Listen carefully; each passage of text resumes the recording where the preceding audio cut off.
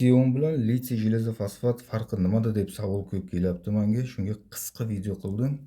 Demak, 3 ta farqini ko'rsataman. 3 ta o'rtacha farqi. Bundan ham ko'p xarakteristika farqlari bor. Birinchi farqi bu yashash davri. Yashash umri degani texnik so'zida olsak agar sikl deyiladi. Ya'ni bir marta to'lib zarar olsa bir sikl hisoblanadi. Qaranglar, litiyonni yashash davri sikli 1000 gacha bor, mana 1000 gacha. 300 dan 1000 gacha bor. Shunaqa har xil turdagilari bor. Eng ko'pi mana 1000 gacha bor. 1,5liklari ham bor, lekin ularni qiyin topish juda. Demak, birinchi farqi mana.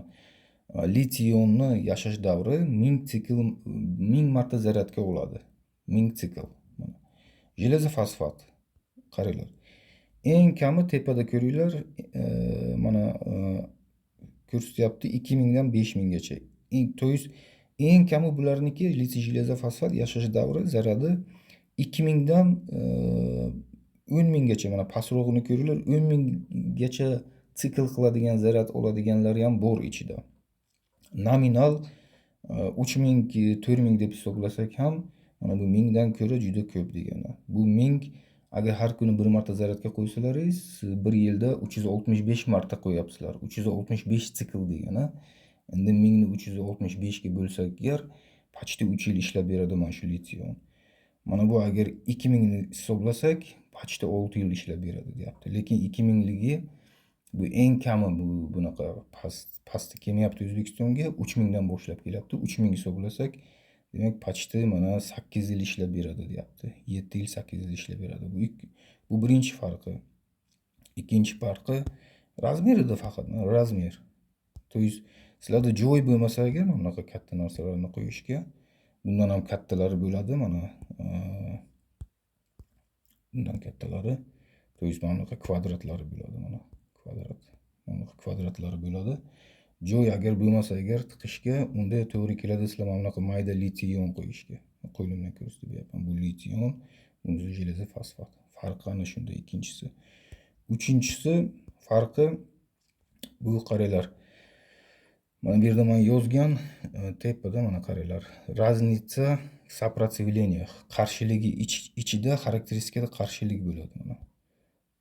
Ichida qarshilik bo'ladi, qaranglar. Litiy jelezofosfatni qarshiligini qaranglar qanaqa kam. Qaranglar. 0,6 dan 1 milliongacha deyapti. Ko'ryapsizlarmi farqi? Lition bu jelezofosfatni farqi edi. 0,, bu jelezofosfatniki 0,1 million. Endi qaranglar. Buniki 0,1 ham emas, buniki mana litionniki mana 15 buniki. Ko'ryapsizlarmi? 15. Сопротивлениесі 15 dan boshlanadi milliondan. Mana shu 15 dan boshlanadi mana. 15 сопротивление. 30liklari ham bor, qaranglar. Adashmanglar. Agar высокотоковый bo'lsa, mana высокотоковый deb aytaman-ku ko'p. Shu высокотоковый bo'lsa, o'shalarning qarshiligi mana 15 bo'ladi. Million. Ko'ryapsizlarmi, qancha bo'y beryapti jelezofosfat degan batareykaga. Qisqasi 4-chi farqi ham bor. Mana shu jelezofosfat endi производитель aytishicha unaqa yonmaydigan hisoblanyapti. Litiyonlar esa bular yonadigan batareyka. 4 ta farqini o'rtacha aytib berdim. Endi xulosa yuzlangizdan farqi nimada ekanligini o'ylaymanki tushunib oldingiz o'rtacha bo'lsa ham.